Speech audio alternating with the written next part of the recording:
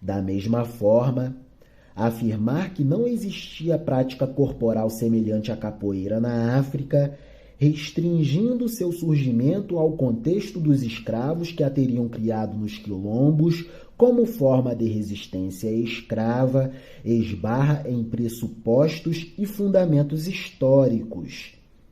Além da comprovada ligação com práticas ancestrais africanas, a capoeira foi desenvolvida nos centros urbanos em formação, principalmente em cidades portuárias, como Rio de Janeiro, Salvador e Recife, aonde chegaram grandes levas de escravos. Por fim, a patente indígena na criação da capoeira é uma hipótese de difícil sustentação. Não há documentação ou mesmo relatos de índios que reivindiquem essa paternidade. O termo capoeira faz parte da língua tupi e significa mato ralo. A dificuldade em estabelecer as origens da capoeira nos aspectos geográficos, étnico-culturais e etimológicos pode ser explicada devido à sua diversidade multiétnica e multicultural. Manifestação intimamente ligada às culturas locais, ganhou contornos específicos de acordo com os contextos em que se desenvolveu. A capoeira, dessa forma, é reconhecida como fenômeno cultural urbano, cuja história permeia, atravessa e perpassa o passado e o presente. O mais antigo registro referente à capoeira foi encontrado pelo jornalista Nireu Cavalcante. O documento data de 1789 e se refere à libertação de um escravo chamado Adão, preso nas ruas do Rio de Janeiro devido à prática da capoeiragem, o que mostra que a repressão acontecia antes mesmo da criminalização da capoeira, em 1890, durante o governo provisório do Marechal Deodoro da Fonseca. As cidades da capoeira.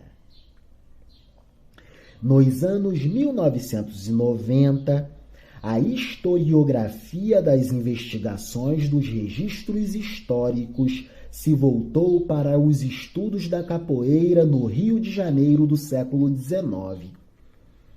Os dois principais pesquisadores a explorar este recorte histórico do século XIX foram Carlos Eugênio Líbano Soares e Luiz Sérgio Dias.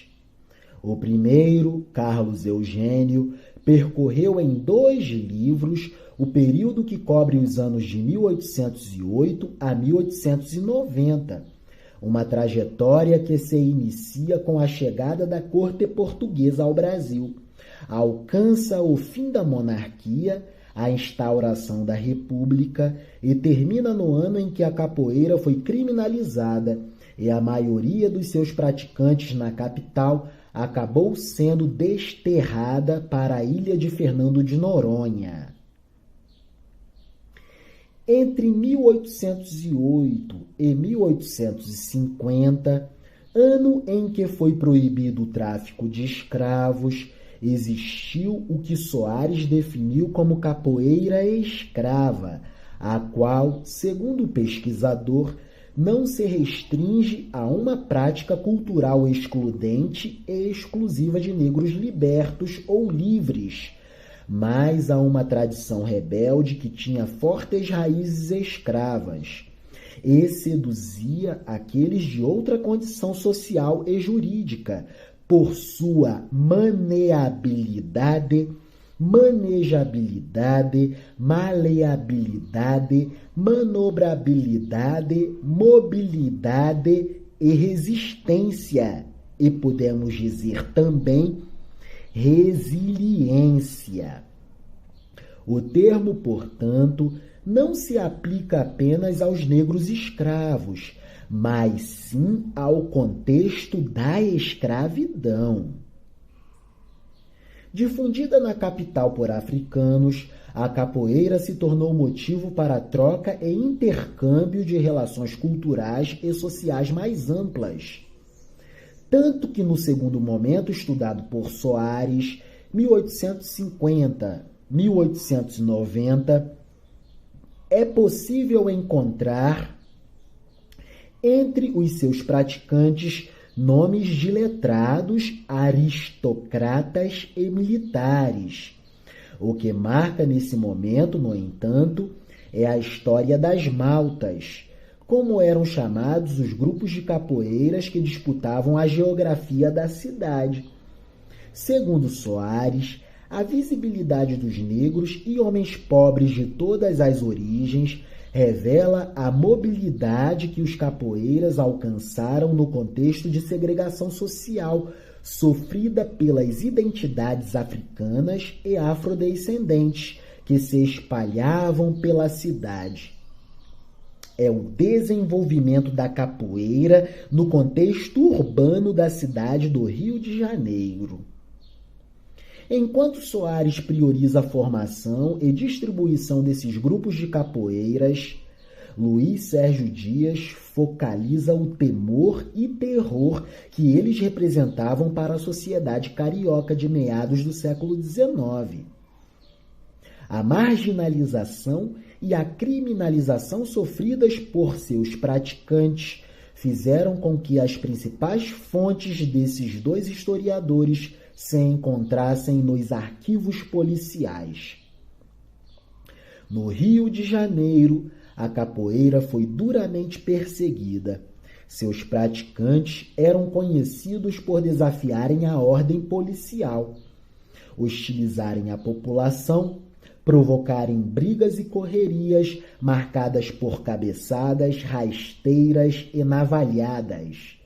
Muitos dos confrontos aconteciam entre as temidas maltas, as quais demarcavam seus territórios através das freguesias, como eram conhecidos os bairros delimitados pela localização das igrejas católicas. As relações entre os capoeiras se davam através do cotidiano da escravidão urbana, dividida entre a casa do senhor e a rua. Espaços onde o escravo cuidava dos afazeres domésticos e trabalhava no comércio local, no comércio informal e desorganizado da época. Sendo este comércio informal local, muitas vezes o motivo das disputas territoriais entre as maltas.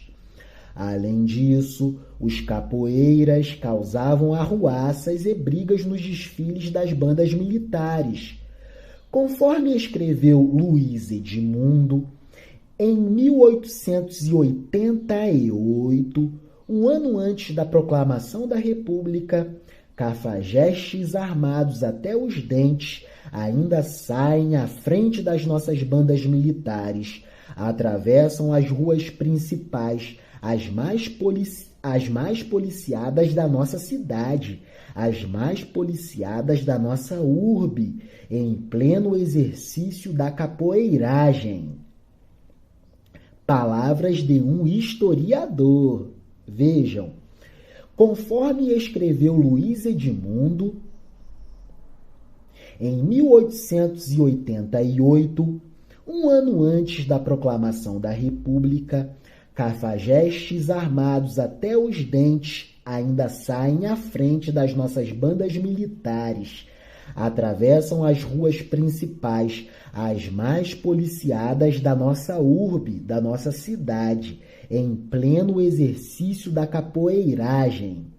Imaginem um desfile militar acontecendo, autoridades militares participando e os capoeiras à frente, atravessando o desfile em pleno exercício da luta, do jogo, da dança, da manifestação ritualística arte capoeiragem. Imaginemos,